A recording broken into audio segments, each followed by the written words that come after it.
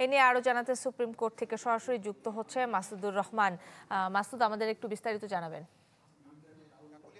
গেল কয়েকদিনে যে সহিংসতা এবং গুলি করে মানুষ মারার যে বিষয়গুলি, পুরো বিষয়টি কিন্তু আজকে হাইকোর্টে উঠে এসেছে এবং একই সাথে যারা রিট করেছিলেন তারা সকালে যখন শুনানি শুরু করেন, এরপর তারা বলতে চান যে গেল কয়েকদিনে যে প্রাণহানির ঘটনা ঘটেছে এগুলোর বিষয়ে ওভারঅল সিচুয়েশন কী সেগুলো তারা তুলে ধরেন।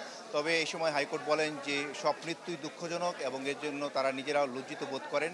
তবে সব মিলিয়ে আজকে যেটি হয়েছে, এজলাসে হট্টগোল হয়েছে।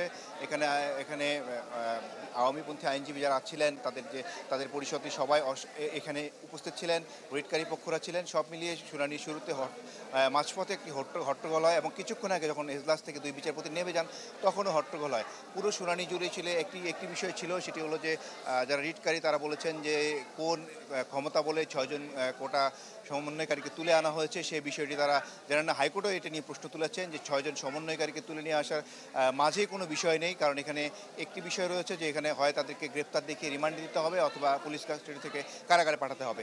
তো আর এর প্রেক্ষিতে একই সাথে তারা আরেকটি বিষয় এখানে তুলে এনেছেন, যেটি তারা বলতে চেয়েছেন যে লাইভ রাউন্ড গুলির বিষয়টি নিয়ে এসছেন। তারা বলেছেন যে এটি কোনোভাবেই সমর্থন করা যায় না, যেহেতু সিআরপিসি অনুযায়ী সিআরপিসিতে পুলিশের কী করা যাবে কী করা যাবে না সেটি পুরোটি সিআরপিসিতে উল্লেখ করা আছে।